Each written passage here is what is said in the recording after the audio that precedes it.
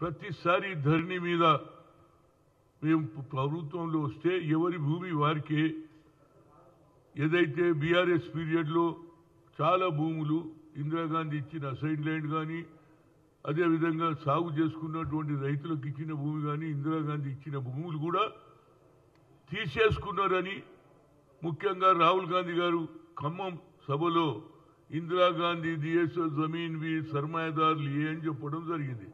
దానికి ఇవాళ నేను చాలా సంతోషంగా ఎందుకున్నట్టే ఇవాళ కాంగ్రెస్ ప్రభుత్వం ధరణి అవకతవకపై ఫోరెన్సిక్ యాడిట్ చేస్తున్నది. అంటే ఎవరెవరు గతంలో ఎవరి భూములు ఉండేవి, ఆ భూములు ఎవరెవరు కాజేసిండ్రు అనేది ఫోరెన్సిక్ ఆడిట్కి ఇస్తున్నారు. కనుక ఇది నేను గత 5 ఏళ్ల నుంచి బీఆర్ఎస్ ప్రభుత్వంలో 4 ఏళ్లు కొట్లాడినా ఇప్పుడు 5వ సంవత్సరం వస్తుంది. కీసర దాయరలో 1981లో ఇందిరాగాంధీ గారు దున్నేవాడికే భూమి 94 ఎకరాలు ఇచ్చింది. కానీ రాను రాను ఎప్పుడైతే ఔటర్ రింగ్ రోడ్ వచ్చిందో ఆ దొరగారికి రాగి కృష్ణారెడ్డి గారికి ఆశ పెరిగి అందులో 2 హరిజనులు చనిపోతే దొంగ సంతకాలు చేసి హైకోర్టులో ఆర్డర్ తెచ్చుకొని రెవెన్యూను మేనేజ్ చేసుకొని ఆ భూమి 36 ఎకరాలు అమ్ముకోవడం జరిగింది. రియల్ ఎస్టేట్ వాళ్ళు ఒక్కొక్క విల్లా 4 కోట్లకు అమ్ముతున్నారండి. ఎంత బాధ ఉంటుందో చెప్పు. వాళ్ళ కుటుంబ సభ్యులు 120 మంది ఉన్నారు. మన్మలు మన్మరాన్లు కోడన్లు ఇవన్నీ కలిపితే ఇవాళ ఇప్పటికన్నా నా ఉద్దేశంలో న్యాయం జరుగుతుంది. ఎందుకంటే ఫారెన్సిక్ ఆడిట్ అంటే ఇది గతంలో ఎవరి భూమి ఉండే, ఆ భూమి ఎవరు సాగు చేసుకుంటుంటే ఇవాళ ఎవరి పేర్ల మీద ఉన్నది ఆయన కోడన్ల పేరు మీద చేసుకొని అమ్ముతున్నాడు. కనుక నేను కలెక్టర్ను కూడా కలిసిన, అయ్యా 36 ఎకరాలు వాళ్ళు మిగతా భూమి అన్న పేద ప్రజలకు ఇస్తే వాళ్ళ బతుకు తెరువులు బాగుంటాయని నేను రెవెన్యూ మినిస్టర్ను అదేవిధంగా రేవంత్ రెడ్డి గారు ఇది సరి అయిన సమయంలో ఇలాంటి నిర్ణయం తీసుకున్నందుకు నేను ముఖ్యంగా రేవంత్ రెడ్డి గారికి నా ఉదయపూర్వక ధన్యవాదాలు. అదేవిధంగా ఏది అక్కడ ఉన్నటువంటి ఎంఆర్ఓ కూడా ఏది కలెక్టర్కు వాస్తవ పరిస్థితి ఇచ్చిండ్రు. 2 రైతులు చనిపోయిన దాని మీద ఏది దొంగ సంతకాలు చేసుకునేది అనేది రికార్డు కూడా ఉన్నది.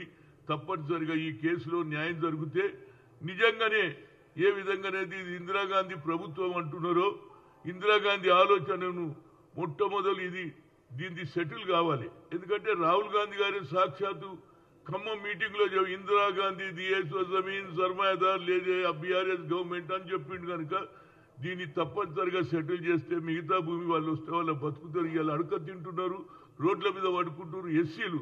అదే బాబాసాహెబ్ అంబేద్కర్ రాజ్యాంగం రాసిన పేద పనుల గురించే చేస్తే ఇందిరాగాంధీ దాన్ని అమలు చేసింది. కాబట్టి దీన్ని తప్పనిసరిగా వాళ్ళకి అందేటట్టు చూడాలని ఒక సీనియర్ కాంగ్రెస్ ఇప్పటికీ నేను 8 సార్లు పోయినా మళ్ళా పోతూనే ఉంటాను. నేను ఎక్కడ ఒక పని పట్టుకుంటే అక్కడ దానిక పోతాను, నేను నడిమిట్లో వదిలేయ. కనుక తప్పనిసరిగా వీళ్ళకి న్యాయం జరగాలి. అక్కడ ఉన్న శ్రీనివాస్ కోట్లు తిరిగి అప్పులు చేసి తిరుగుతూ ఉన్నాడు.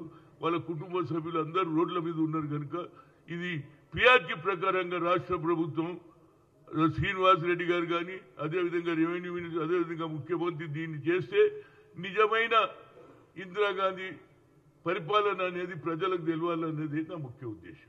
Thank you. అదేవిధంగా ఇప్పుడే ఏది కేటీఆర్ మీద పెట్టినటువంటి కేసుకు ఆయన ఏసీబీకి ఇది ఎంక్వైరీ చేయొద్దని పెడితే కేసు కొట్టేసింది. కనుక తప్పనిసరిగా ఇందులో లోతుపాతులు ఉన్నాయి కాబట్టి హైకోర్టు కొట్టేసింది. ఇప్పుడు సుప్రీంకోర్టు పోతాడో ఎటు పోతాడో, కానీ 9th మళ్ళీ విలువాలని ఉన్నది. తప్పనిసరిగా ఇందులో ఏది లావాదేవీలు జరిగినాయి అన్నట్టు కనిపిస్తుంది. అందుగుంచే హైకోర్టు కొట్టేసింది. కాబట్టి ఆయన దానికి ఏం జవాబు చెప్తాడు, ఏ విధంగా ఏసీపీ ఎంక్వైరీ చేస్తుంది. ఇది మనీ లాండరింగ్ కేసు లాగా ఉన్నది. డబ్బులు ఎక్కడికి వెళ్ళి వచ్చినాయి, ఎక్కడికి వెళ్ళి పోయినాయి అనేది ఇవన్నీ బయటకు వస్తే తప్పనిసరిగా గత ప్రభుత్వం చేసిన తప్పులు ఎవరైనా ప్రభుత్వంలో ఉన్నప్పుడు ఏ తప్పు చేసినా ఏదో అయిపోతుంది అన్నట్టు లేదు. ఆ రోజులు పోయినాయి. తప్పనిసరిగా ప్రజలు గుర్తుంచుకొని వచ్చిన ప్రభుత్వం తప్పనిసరిగా ఇవాళ మాట ఇచ్చింది. కాబట్టి దీని మీద రేవంత్ రెడ్డి గారు ఏసీపీ కేసు ఇచ్చారు. ఈ కేసు తప్పనిసరిగా న్యాయ విచారణ చేసి తప్పు ఎవరు జరిగితే వారికి తప్పనిసరిగా శిక్ష పడుతుంది అనేది నా ఉద్దేశం. Thank you.